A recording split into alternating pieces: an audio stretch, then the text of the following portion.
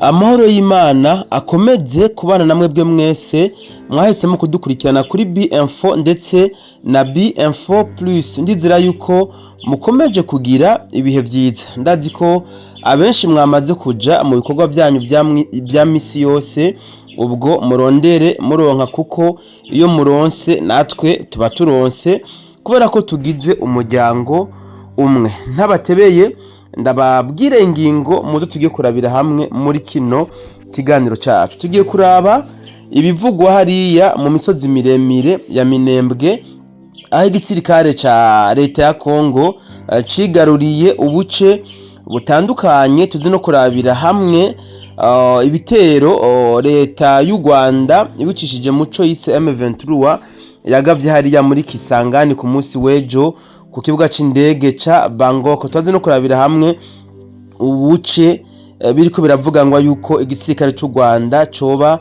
carigaruriye ku munsi w'ejo hariya muri Masisi, ariko kandi turaza no kurabira hamwe ibibanza M23 ubwayo yiyemereye ko igisirikare ca leta ya Kongo yabambuye muri izi ndwi zibiri duhereje inyuma. Reka rero ndabaha ikaze mwebwe mudukurikirana mutaragira sabone, mubikore akandi ko karyo ko kugira ngo muze murironkera amakuru tubashikiriza umwanya ku mwanya, mutibagira no gufyonda hajya ku gakengeri. Ariko kandi murabona dufashije natwe kwagura umuryango wa B-Info ndetse na B-Info Plus. Ukaba utarinja mu group WhatsApp yacu, uraza gusanga link ya group muri commentaire ya mbere. Tubaze no kwashiramwo amwe mu mafoto yabaye y'ivyabaye ku mirongo y'urugamba hajya mu misozi miremire ya Fizi ku munsi w'ejo ndetse na Samedi. Reka rero ndabaha ikaze kugira ngo muze mubane natwe mutora agatebe.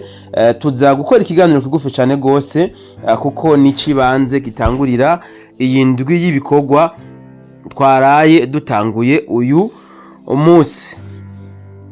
Leta ya Kongo yarayisubije agace bita Irundu ko muri ho plateau ya Minembwe. Ni nyuma y'imigwano itari mike cyane, aho leta ya Kongo yagavye ibitero biremereye, aho batanguye batera amabombe mu nyuma abaza kwanzika n'imigwano ya hato na gato biza kurangira twigwaneho leta tabara M23 n'abandi bose basanzwe bafatanya ku mirongo y'urugamba baromoka kajya gace ka Irundu.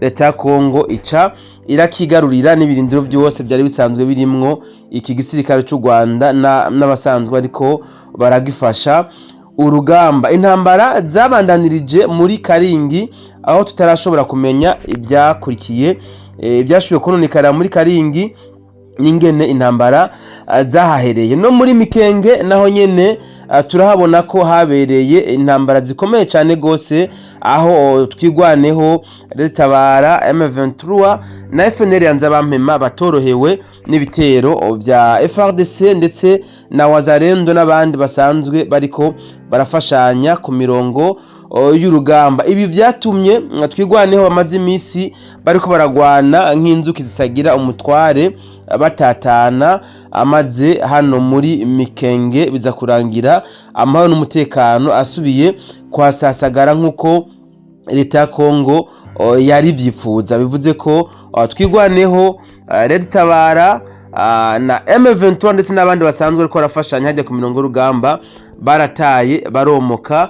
Biza kurangira leta ya Kongo ariyo ihashinze imizi. Ibi bibaye uku mu gihe ku munsi w'ejo nyene muri Masisi hiriwe hariko harabera intambara zitandukanye ndetse no muri Warikare, aho amakuru dufise yemeza ko ibice bitari bikeya byo muri Warikare leta ya Kongo yabyigaruriye. Ni muri iyo migwano rero yabaye ku munsi w'ejo hajya mu misozi miremire ya Fizi, aho igisirikare ca leta ya Kongo cafashe mpiri abagwanyi 31, ariko umwe muri bo akaba yari yacitse amaguru bivuye ku biturika byatewe maze biza aza guhitanwa n'ama ekran ya biriya biturika. Ni muri Rucuru naho habaye imigwano itari yoroshe, aho mu gace Mugogo, Kitagoma ndetse na Karambi naho nyene byaje kurangira leta ya Kongo buno buce ibwigaruriye, aho ku rundi ruhande M23 yo nyene ubwayo yikuye mu gace bita Kiwanja ko muri Rucuru kugira ngo baze gutanga umusada hano muri Masisi mu gace bita Katoyi. Hano muri Katoyi twarabonye amatangazo ya AFC M23 bavuga ko Katoyi bayigaruriye inyuma yaho coalition ya FARDC bariko barahangana yasubijwe inyuma. Tubandanye inkuru zacu n'ibitero by'indege zitagira abapilote by'ubwiyahozi bien sûr zimwe bita drone kamikazi leta y'u Rwanda yashoboye kugaba hajya muri Kisangani i Bangkok. Leta y'u Rwanda yarahagavye ibitero nk'uko vyemezwa na leta ya Kongo yuko vyabaye ibitero vya drone bigera kuri 4 byagabwe mu masaha atandukanye mugabo asa nayegeranye. N'ibitero leta ya Kongo ivuga yuko vyari bigamije kugirira nabi ingenzi zari zigiye gutegera indege kugira ngo bashobore gufata ingendo zabo nk'uko basanzwe babikora. Nk'uko bitangazwa na leta ya Kongo hariya Ikisangani, baravuga yuko igitero ca mbere cagabwe igihe cy'isaha 9:45 hajya ku kibuga c'indege ca Bangkok. Ikigira kabiri naco nyene kigabwa igihe cy'isaha 11:30. Ikigira gatatu kiza kugabwa igihe cy'isaha 1:30. Ikigira kane cyo cabaye inyuma y'iminota 18 gusa. Ico cya gatatu gihejeje kugabwa, bivuze ko cagabwe igihe cy'isaha 1:40. Leta ya Kongo itangaza ko inyuma y'ivyo bitero by'indege vyagabwe n'igihugu cy'u Rwanda hajya ku kibuga c'indege ca Kisangani i Bangkok, uruja n'uruza rwaciye rubandanya ukuri kwamye. Indege zarasubiye kuhagwa, izindi zirahagurukira, bivuze ko ibitero by'indege byagabwe na M23 atakintu kinini byashoboye konona. Nk'uko bishikirizwa n'abahinga ba leta ya Kongo, bemeza ko bino bitero by'indege ngo byavuye kure cyane, byarafashe ibirometero birenga 1000. Murumva yuko M23 ikomeze gushinyagara mu kugaba ibitero ahatandukanye mu guteza umutekano muke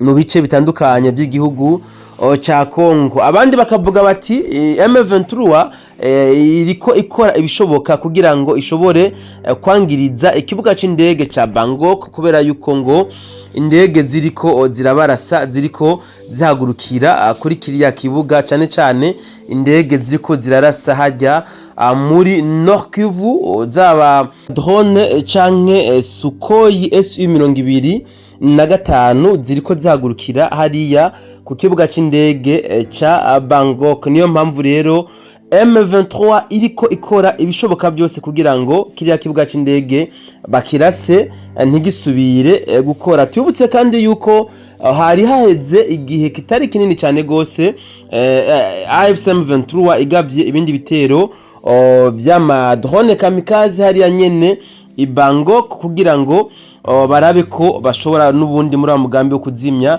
canke se ukonona kijya kibuga c'indege ca Bangkok, aho leta ya Kongo yavuze ko baharashe ama drone arenga 10 mugabo atakintu na kimwe yigeze yonona kubera ko bayarashe akiri mu kirere. Tubandanye inkuru yacu na buno butumwa bwasohowe n'uburongozi bwa AFC M23 aho bwashize hanze ibice bitandukanye leta ya Kongo imaze kwiciramwo aba M23 benshi ndetse bakanabambura ubwo buce, nk'uko biri mu itangazo ryasohowe na AFC M23 ku igenekerezo rya 28 Ruhuhuma. Nukuvuga haraheze iminsi 2 rino tangazo risohotse. Ngiye kubishikiriza mu buryo bw'itangazo nyene, ariko bikadukunda amasari imbere turaza gusesangura mu buryo bwimbitse rino tangazo AFC M23 yashize hanze. Nk'uko rino tangazo ryasinyweko na Lawrence Kanyuka ku igenekerezo rya 28 Ruhuhuma mwaka 2026, aho yavuze ko igisirikare ca leta ya Kongo nabo basanzwe bafashanya babarashe mu buryo buteye ubwoba, mu buryo buri fahush, ndetse bakica n'abagwanyi ba AFC M23 muri ivyo bice, bikanarangira ndetse n'ubwo buce bana bwigaruriye. Lawrence Kanyuka muri ubwo buce yavuze agace bita Akawele, Mweso, Rutigita, Kitazungula, Rugezi, Kitendebwa, Kashihe, Kiduveri, Rubaya, Rumbishi, Mbegwa, Ruki, Mutobo, arabandanya na Nyaruhinga, arakomeza kandi ngo Mulume Munene na Rutare, Kadasomwa, Nyagisozi, Nyabikeri, Kinyumba, Nyavyondo, Nyabikeri yayanitse kabiri, hariho na Miyanja, Kasirosiro, Bunyantenge, Misiya, aca yongera ko ati no mu micungararo yaho leta ya Kongo yaraturashe ndetse irana atwicira abagwanyi, aho muri no tangazo nyene yaje kongeramwo yuko ngo baniciyemwo na Wiringoma, Lieutenant Colonel Wiringoma warasanzwe aramuvugizi mu vya gisirikare w'uyu muhari w'iterabwoba AFC M23. Ubwo murumva yuko leta ya Kongo yakoze akazi, novuga kakoze ku mutima wa AFC M23, aho ndetse banahisemo kuvyandikira bo nyine ubwabo muri rino tangazo. Ubuce barasiyomwo cyane ndetse bakanabwambugwa, aho bavuze ko ari ubuce bagumije ku mitima batazopfa banabwibagiye. Reka rero ndabashimire mwebwe mwari mubanye natwe muri iyi nkuru ya mbere dukoze kuri uyu munsi w'igenekerezo rya kabiri ukwezi kwa gatatu. Haracari mu gatondo, kumbure turaza kongera mu bindi biganiro byacu byo hanyuma. Imana niya dutiza umwanya n'amagara. Mukomeze kugira rero aho muba mwubahwe. Ciao ciao.